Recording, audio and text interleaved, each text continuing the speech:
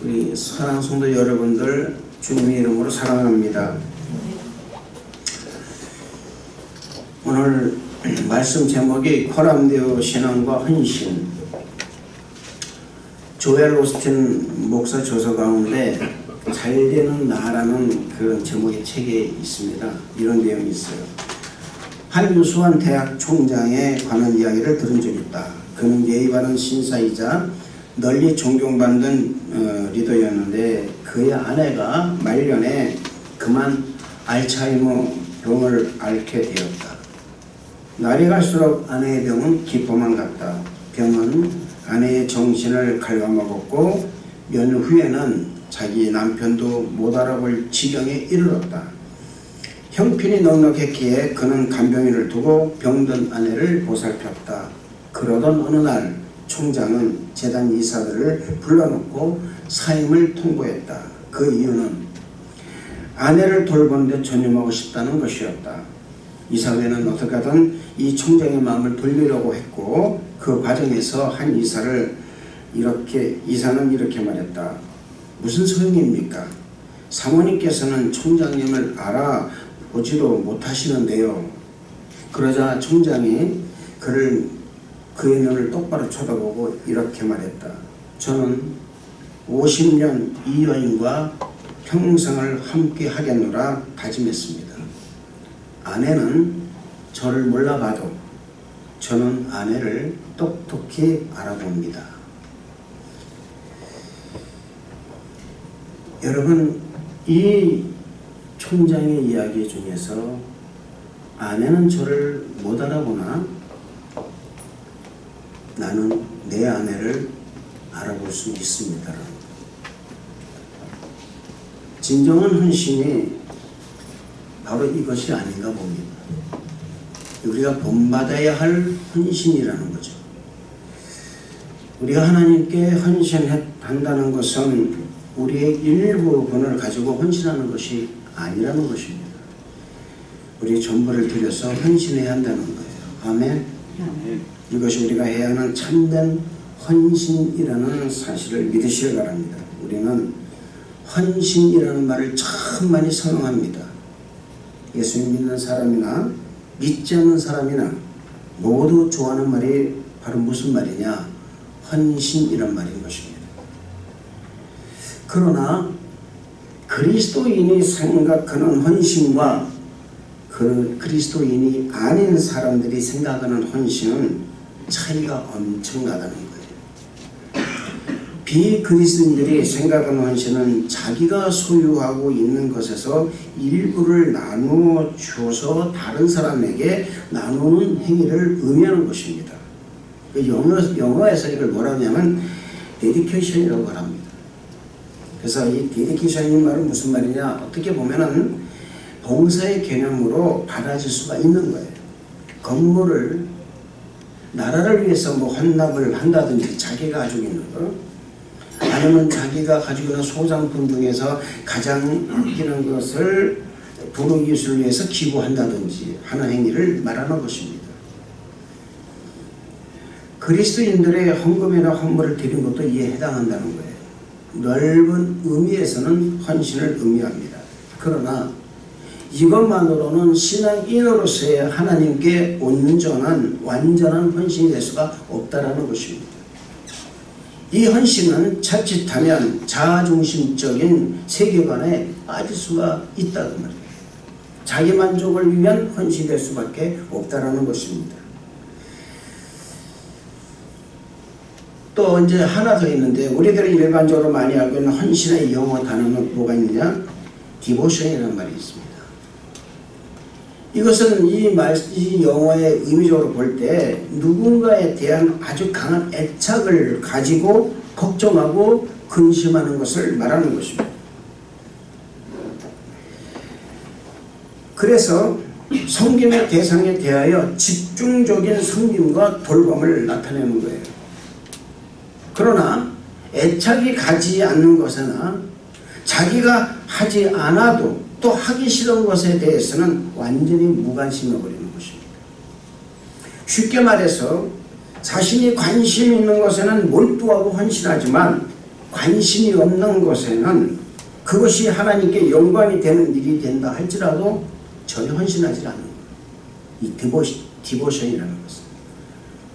교회 속에서 여러분 만약에 분쟁과 다툼이 원인이 될 수 있는 것도 바로 이런 의미에서 찾아볼 수가 있는 것입니다. 자신이 하는 일에 대한 소중함을 강조하는 나머지 다른 이들의 헌신을 이해하지 못하는 경우가 바로 이 디보션입니다. 그래서 차칫 이것도 마찬가지 자기중심적 헌신에 대해서 감정적으로 할 수 있는 단점이 있다는 것입니다. 그렇다면 교회에서 가장 많이 하는 헌신은 어떤 것일까? 그것은 바로 커미트멘트라고 그래가지고 디보션보다 훨씬 더 깊은 의미를 지니고 있습니다. 이 말은 단순히 어떤 감정이나 물질을 드리는 것이 아니고 전부를 드린다는 의미를 가지고 있는 거예요. 이 드림의 대상은 사람이 아니고 하나님이라는 사실인 것입니다. 그렇기 때문에 진정한 헌신의 의미는 하나님의 영광을 위하여 내 자신을 그분의 손에 맡기는 것을 의미하는 거예요. 그래서 올인을 한다는 말이 여기서 나오는 것입니다. 이것은 마치 우리 예수님께서 하나님의 구원의 계획을 위하여 자기 자신을 내어놓으신 것처럼 바울이 자기가 가진 모든 특권을 다 버리고 하나님의 일을 위해서 거룩한 산 제사로 드린 것처럼 자기 자신을 위한 것이 아닌 온전히 하나님 영광을 위하여 드리는 것을 의미하는 것입니다. 이런 헌신은 인간의 감정에 의해서 헌신의 결심이 흔들린다거나 눈에 보이는 형체를 드림으로 만족하는 헌신의 모습과는 전혀 다른 헌신의 모습이 된다는 것입니다. 그리스도인의 헌신은 바로 자신의 일부를 드리는 것이 아니고 전부를 드리는 것임을 의미하는 거예요. 할렐루야. 그리고 자신의 자랑이나 감정이 섞이지 않는 온전하고 완전한 헌신이라는 것입니다. 우리는 조금 아까 찬양대를 봤습니다. 어떻습니까 여러분? 이 찬양대들이 내가 뭐 잘해서 하나님께 헌신하는 거예요? 아니거든요. 여기서 지금 찬양하는 우리 찬양대는 하나님께 헌신되어지는 거예요. 할렐루야. 하나님을 바라보고 하나님께만 영광 돌리고 하나님을 위해서 찬양한다 그 말입니다. 내 감정이 좋아서 찬양하는 것이 아니고 내가 기분 좋아서 찬양하는 것이 아니라는 거예요. 아멘. 봉사도 마찬가지라 그 말입니다.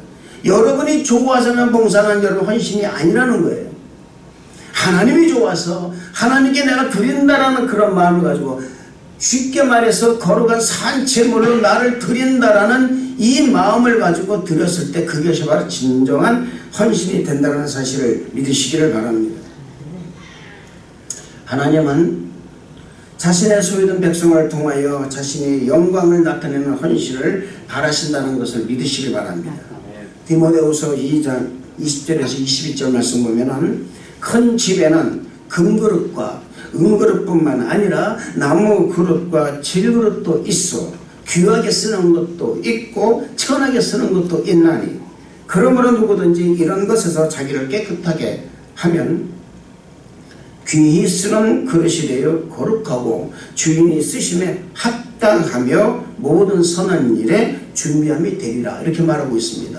금그릇이 있습니다. 은그릇이 있습니다. 질그릇 있습니다. 나무그릇 있습니다. 그런데 질그릇이나 금그릇이나 은그릇이나 이 주인이 내가 나무 그릇을 가지고 아주 귀하게 사용하겠다. 내가 이것을 정말 귀하게 사용하겠다는 이 그릇은 귀하게 사용되어지는 거예요. 할렐루야. 바로 누가 중심입니까? 금그릇이나 은그릇, 그릇이 중심이 아니라 쓰고자 하는 주인의 마음이 중심이라는 거예요. 아멘. 성도 여러분들이 어디서 무엇을 하든 간에 여러분이 중심이 아니라 하나님이 여러분의 중심이 되면은 그것이 온전한 헌신이 된다 그 말입니다. 할렐루야. 참된 헌신에 필요한 것이 뭡니까? 외모가 아닙니다 여러분. 예쁜 거하고는 관계가 없어요. 그 사람의 실력이나 스펙과는 아무 관계가 없습니다. 여러분 물론 배우는 거 중요합니다. 어떤 일에 대해서 교육을 받고 실력을 쌓는 일은요 굉장히 중요한 것입니다. 이게 중요하지 않다는 것이 아니에요. 그러나 먼저 실력을 쌓기 전에 그 일에 대한 열정과 혼신을 다하는 헌신된 마음이 있어야 되는 거예요. 그것이 없다면 그것은 하나의 형식적인 아니면 먹고 살기 위해서 하기 위한 수단에 지나지 않는다는 것입니다. 자신이 하는 일에 대한 열정과 소망과 믿음이 있어야 되고요. 그 일에 자신이 녹아져 들어가야만이 참된 헌신이 되는 거예요. 여러분, 여러분의 인생에 여러분은 과연 자신이 헌신을 한다고 생각하십니까? 나 자신을 위해서 내가 얼마나 헌신을 하고 있냐 그 말이에요. 우리는 여러분 헌신의 말을 통해서 상대적으로 이야기를 하지 자기 자신에 대한 헌신은 없다 그 말입니다. 나를 아끼고 내 자신이 과연 하나님께 영광 드리는 이 마음이 정말 나의 마음인가? 단순히 나의 감정, 나의 만족이 아니라 하나님을 만족시킴으로 말미암아서 얻어지는 그 기가 막힌 기쁨, 그로 말하며 삶의 환희를 느끼고 삶의 의미를 느끼고 가치를 느낄 수 있는 그런 헌신, 이런 헌신이 되려면 여러분이 여러분 자신에게 헌신을 하고 있다는 거예요. 그 사람 피곤하지 않습니다. 공부해도 안 피곤해요. 어떤 힘든 일에도 피곤하지 않습니다. 왜? 내 자신에 대해서 아주 풀로 만족함을 느끼기 때문에 그러는 거예요. 할렐루야. 네. 오늘 여러분 저는 이 예배를 통해서 우리 참된 헌신에 대해서 정확하게 알게 되시기를 주님의 이름으로 축원을 드리는 것입니다. 어떤 마음을 갖고 어떻게 해야만 참된 헌신자가 되는지를 한번 깨닫는 이 시간 되시기를 주님의 이름으로 축원을 드리겠습니다. 먼저 여러분 은혜와 사랑이 있어야만이 헌신된 마음이 생기는 거예요. 해봅시다. 은혜와 사랑이 있어야 한다. 마음에 은혜와 사랑이 있어야 헌신된 마음이 생기는 거예요. 자, 우리가 다 같이 보겠습니다. 1절부터 3절까지 한번 볼까요? 1절부터 3절까지 시작. 유월절 엿새 전에 예수께서 베다니에 계시니 이곳은 예수께서 죽은 자 가운데서 살리신 나사로가 있는 곳이라. 거기서 예수를 위하여 잔치할세 말하는 일을 하고 나서 예수와 함께 앉은 자 중에 있더라.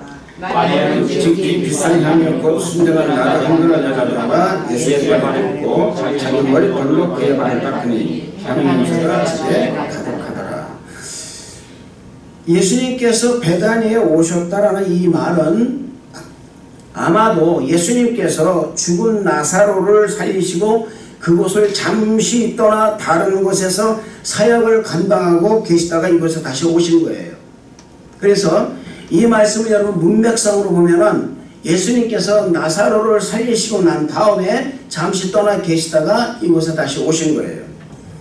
베다니에 오신 이유는요, 아마도 그곳에 병자가 또 있어서 오셨어요. 누구냐면 그 사람이 누구냐? 바로 시몬, 문둥병에 있는 시몬이었습니다. 마태복음 21장 6절 7절 말씀 보면은 예수께서 베다니 나병 환자 시몬의 집에 계실 때에 한 여자가 매우 귀한 향유 한 옥합을 가지고 와서 식사하시는 예수의 머리에 부으니라고 기록되고 있습니다. 또 마가복음 14장 3절 말씀도 보면은 예수께서 나병 환자 시몬의 집에서 식사하실 때에 한 여자가 매우 값진 향유 곧 순전한 나두 한 옥합을 가지고 와서 그 옥합을 깨뜨려 예수의 머리에 부으니라고 기록되고 있습니다. 두 가지를, 이 두 말씀 보세요. 두 말씀 보면요, 여러분 보면은 이 요한복음에는 비싼 향유 나두 한 근이라고 그랬습니다. 또 마가복음 14장 말씀에 보면은 한 옥합을, 나두 한 옥합을 가지고 와서 그거를 깨뜨렸다고 그랬어요. 여러분, 이 깨트리는 것이 뭐냐면 내 자신을 깨트리는 거예요. 아멘. 진정한 헌신은 뭐냐면 나를 깨트려 드리는 거예요. 할렐루야. 내가 내 안에 있는 어떤 앙금도 남지 않는 깨끗하게 나를 깨트려 가지고 주님께 드리는 것을 바로 진정한 헌신이라고 보는 것이라 그 말입니다. 나병 환자였던 시몬이 예수님께 치유를 받은 것에 대해 감사해서 예수님을 위해서 잔치를 베푼 거예요. 지금 이 자리가 그런 자리입니다. 그래서 잔치를 베풀 때 그게 나온 거예요. 특별히 여러분 베다니라는 마을은요, 예수님께서 아까 말씀드렸죠, 죽은 나사로를 살리셨던 마을입니다. 그래서 이 베단이라는 장소는 예수님에게도 사역의 아주 특별한 장소로 기억되는 곳입니다. 그런데 이 잔치가 베풀어지는 중에서 마리아가 향유 한 옥합 한 근을 가져다가 예수님 발에 붓고 예수님 발을 닦는 일이 벌어진 거예요. 여러분, 이 마리아는 뭡니까 여러분? 예수님 발에 발을 닦는데 아주 비싼 향유, 그것도 순전한 나도 한 근을 사용했다고 말하고 있어요. 여러분, 이 마리아가 드린 향유, 이걸 여러분 가격으로 환산한다면 300데나리온입니다.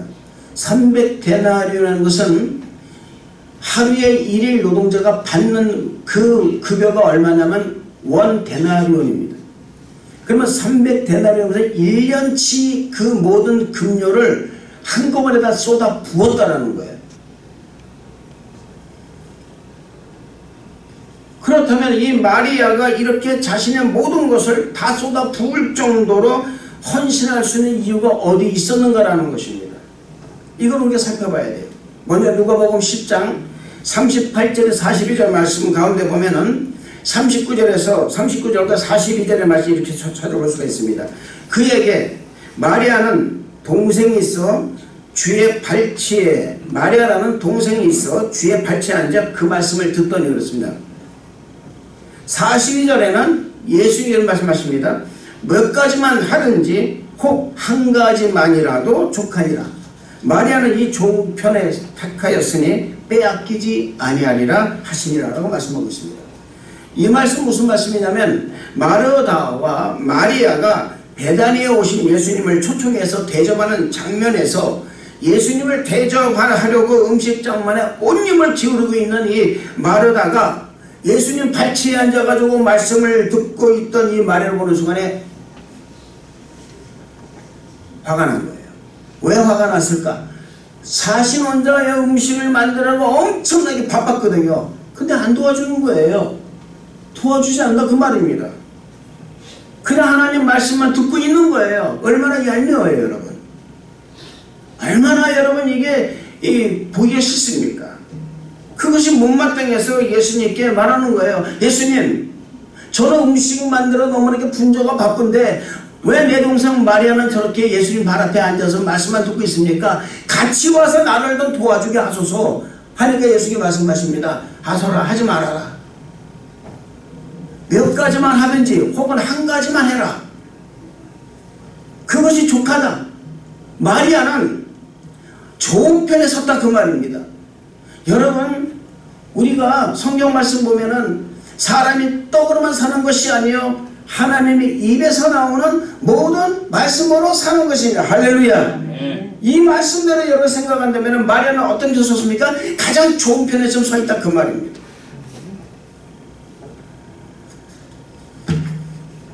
예수님 말씀하신 거예요. 바삐 움직이는 마르다보다 움직이지 않고 하나님 말씀을 듣고 있는 이 마리아를 더 칭찬하신 것이라 그 말입니다. 좋은 것은 절대로 빼앗기지 않을 것이다.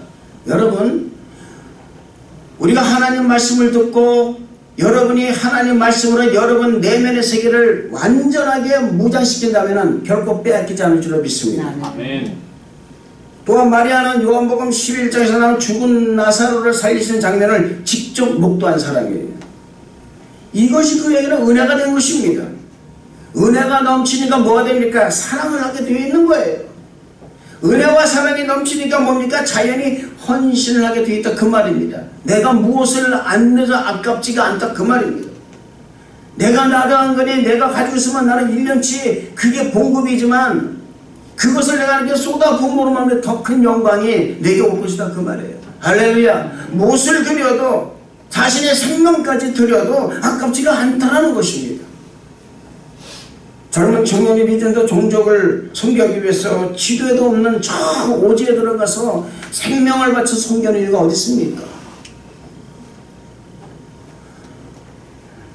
은퇴를 하고 나서 그냥 편안히 살았으면 좋겠는데 그러지 않고 저 니카라가 아니 도미니카 아니면 어떤 선교사는 저 IT 그것도 생명이 여러분 저 경각에 달려있는 곳에 들어가서 열심히 그곳에 학교를 세우고 유치원을 세우고 교육기관을 세우고 열심히 여러분 가르치고 선교하는 그 선교사님들, 뭐 때문에 그들이 그럴까요? 무슨 어떤 은혜가 있어서 그럴 거라 그 말입니까? 어떤 사람이 여러분 이 아랍관에 들어가서 정말 생명 바쳐서 열심히 복음을 전한 이유가 어디 있습니까? 내가 받은 은혜가 너무나 감사해서 그런 거예요. 구원의 은혜가 너무나도 감사해서, 내게 주신 하나님의 은혜가 너무나도 좋아서 갚을 길이 없으니까 어떡합니까? 헌신하는 거예요. 생명 바쳐서 헌신한다 그 말입니다.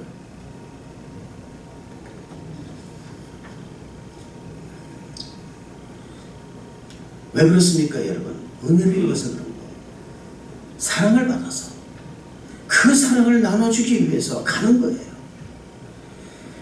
그래서 헌신하는 것입니다. 여러분, 인간에게 헌신하는 것이 아닙니다. 하나님께 헌신하는 거예요. 찬양하는 거 하나님께 헌신하는 것입니다. 내가 목사로서, 장로로서, 권사로서, 집사로서, 여성교 회장으로서 내가 봉사하는 이유가 어디 있습니까? 반주자도 봉사하는 이유가 어디 있어요? 하나님께 헌신되어지는 거예요. 할렐루야. 이 헌신된 마음이 있으면요, 그 사람은 그게 너무나 기쁜 거예요. 하나님으로 못 견디는 거예요. 미기 전도 종족을 여러분 전도하기 위해서 거기를 안 가면 못 베기는 거예요. 마음에 요동을 치는 거예요. 늙은 노구를 이끌고 여가서 의료석을 한다 그 말입니다. 하는 거예요. 왜요? 내가 받은 은혜가 너무나도 감사해서, 너무나도 감사해서.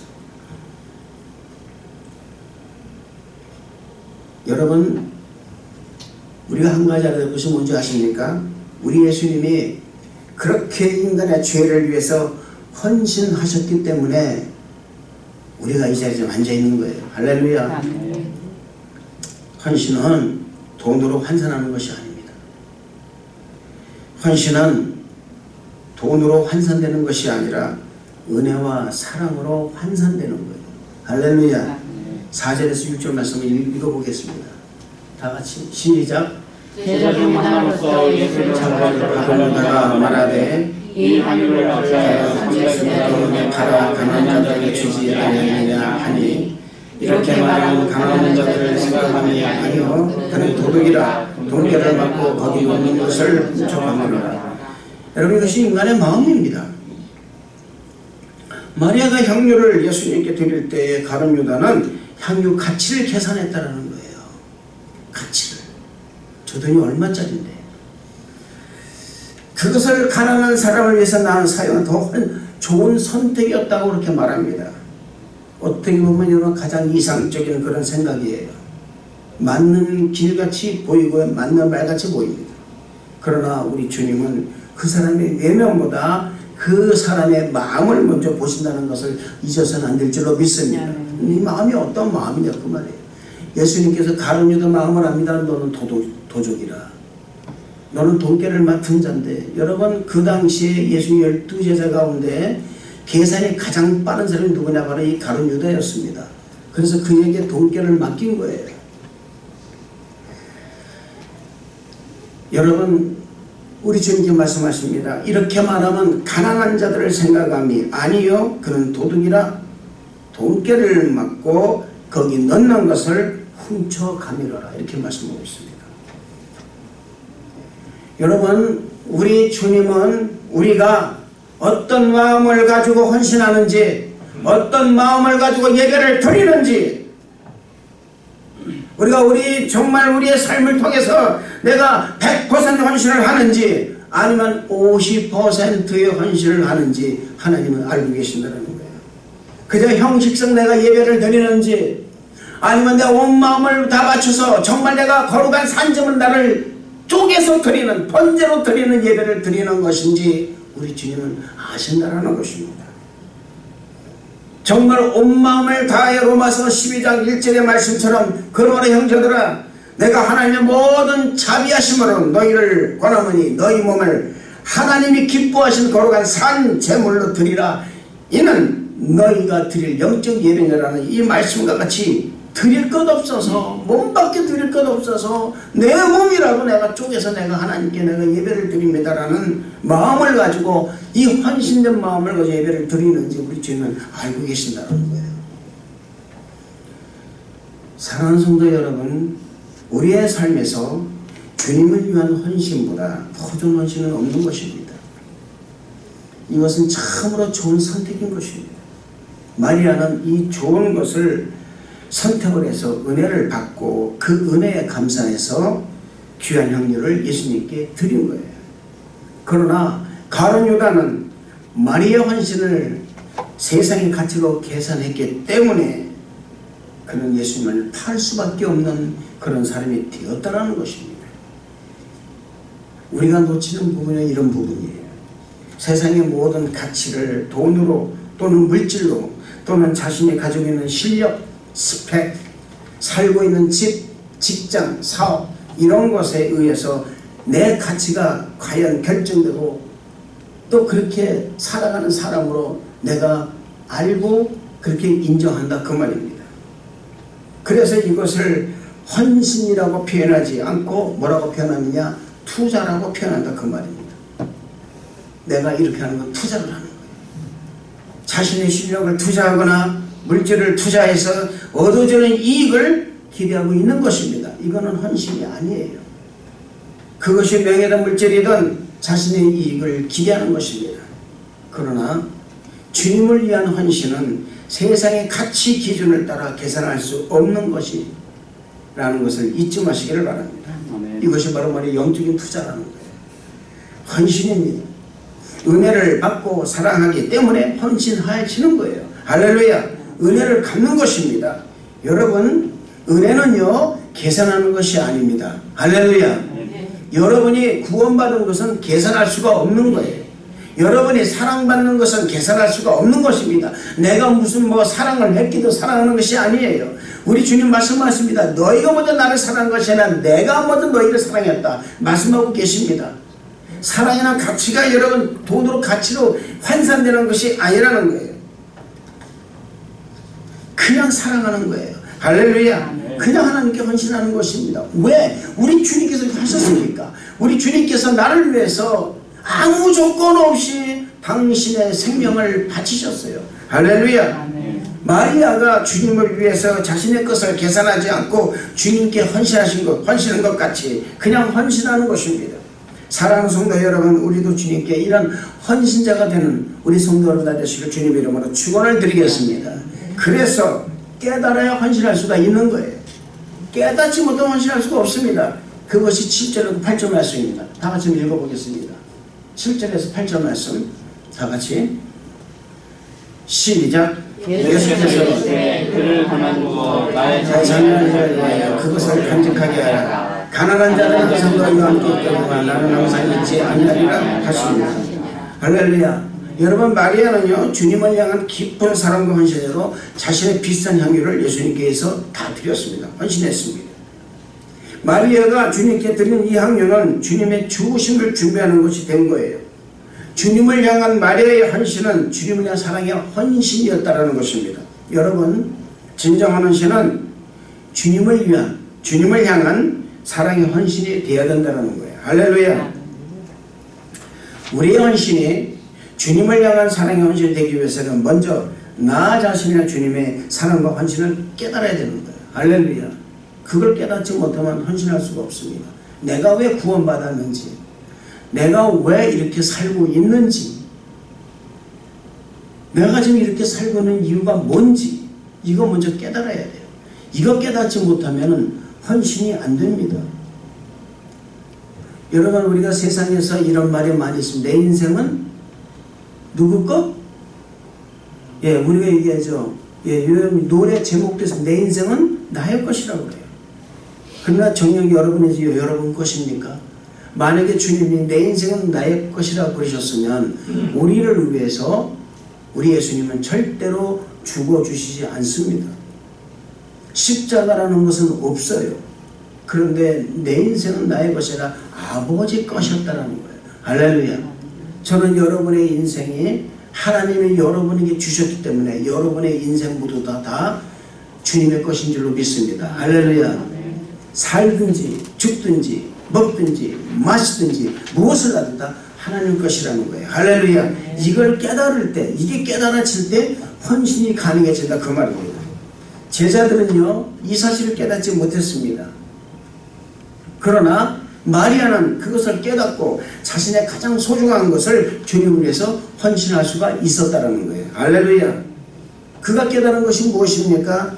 예수님 말씀을 들으면서 가장 좋은 것을 빼앗기지 않는 거예요. 할렐루야. 그게 바로 뭡니까? 영생이라는 것입니다. 생명이라는 거예요. 그걸 빼앗기지 않겠다라는 것입니다. 할렐루야. 지금은 너희가 근심하나 내가 다시 너희를 돌아보니 너희는 기쁠 것이요 그 기쁨을 빼앗을 자가 없느니라. 요한복음 16장 말씀이 있어요.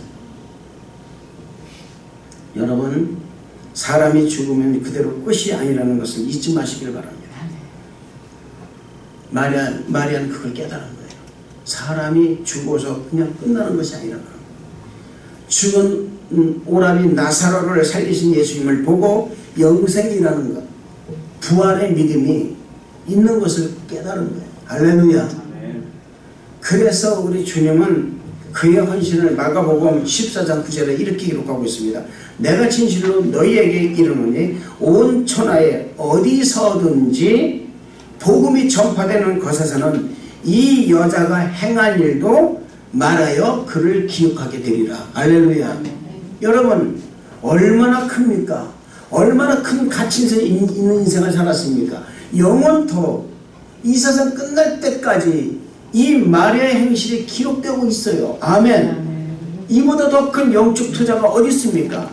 헌신 한 번으로 말미암아서 그 지극히 비슷한 나도 한 근을 주님의 발 앞에 쏟아서 붓고 자신의 머리털로 닦아주는 이 기가 막힌 헌신을 통해서 영원토록 2000년이 흐른 지금까지도 우리는 마리아 헌신에 대해서 얘기하고 있다 그 말입니다.